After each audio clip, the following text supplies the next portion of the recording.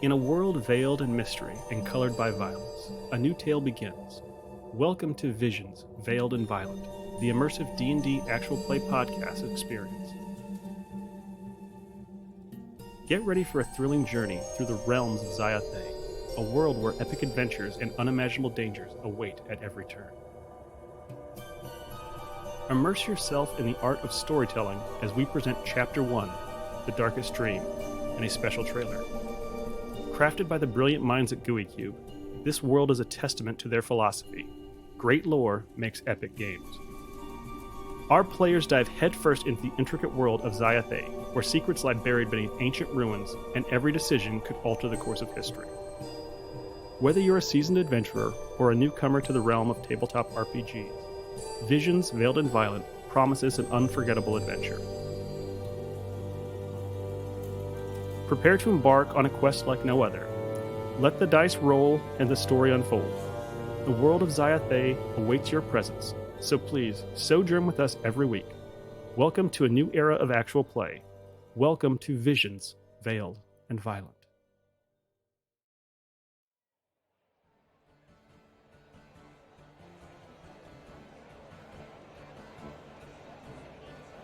We set the scene at the Carnivalle, this eclectic setting of festival tents and music and food and games, all set up inside of the small walled town of Nevermore. This Carnivalle is one of many encampments of the Hanataz people.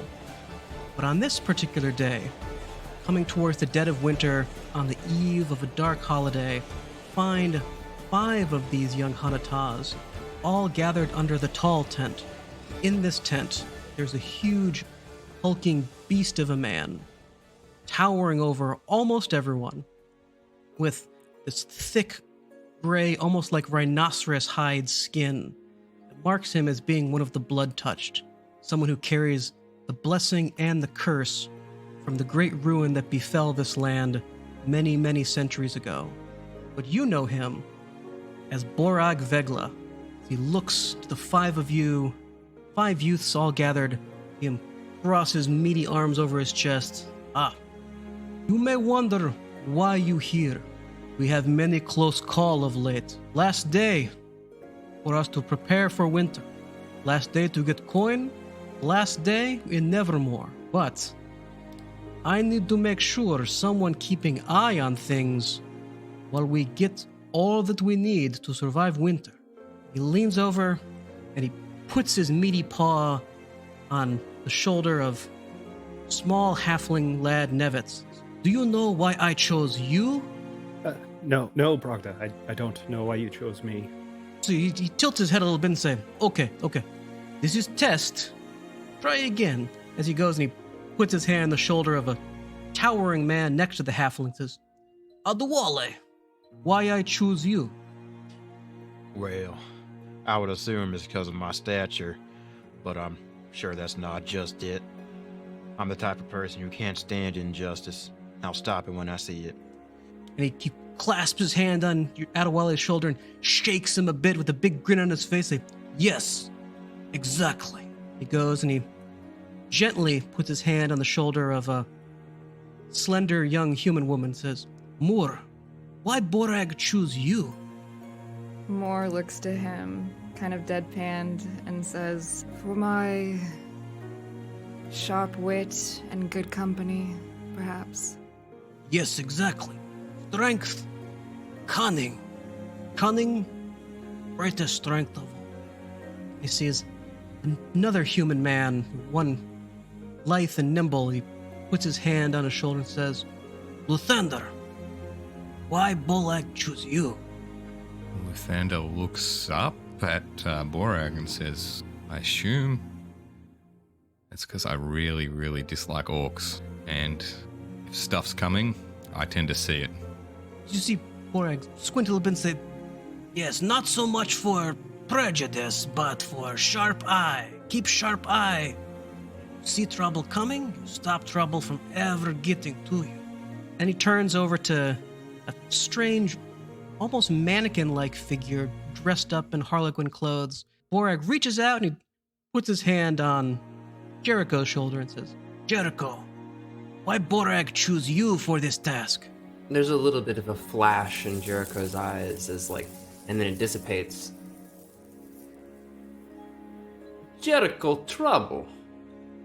Good. Borag rubs his throat a little bit as he feels that sort of catching sound like someone has pulled his own vocal cords out of his throat. He looks to Jericho and he tilts his head a little bit and says, yes, sometimes best way to fight trouble is with other trouble. Jericho have talent for this. And then he wheels back around to see Nevitz once more. Puts his hand gently on the young halfling lad's shoulder and say, now, Nevitz, why Borag choose you for task? And Nevitz, he just so wants to get the approval of all the elders all the time that he was just so happy that he gets a chance to do this. And he looks up at Borag and he says, Borag, I know that I would never let any harm come to any of our family of the Blue Veil Troupe. And this is why you would do it. Big grin across the large man's face. He says, yes, Nevitz, this why. You have all powers combined. Strength, cunning, foresight, trickery, heart. This is Hanataz' way. Look after each other to never shirk duty and to protect family. Today, I am counting on you for security. We know that local folk look for any excuse to blame Hanataz for ill omens, even as they still want our magics and our goods, our entertainment and our games.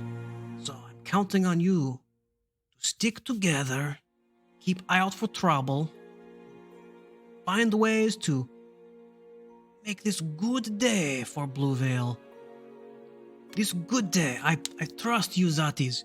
You go and make Troupe proud, and I am sure that with this, we will have good winter ahead of us. And as the big man is talking, he looks over Adewale's shoulder, something beyond the tent flap, and you can see his face go a little crestfallen as he mutters something under his breath.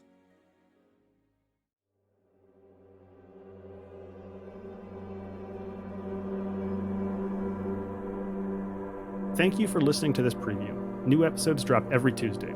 Join us on Patreon or wherever you download podcasts. Welcome to a new era of actual play. Welcome to Visions, Veiled, and Violent.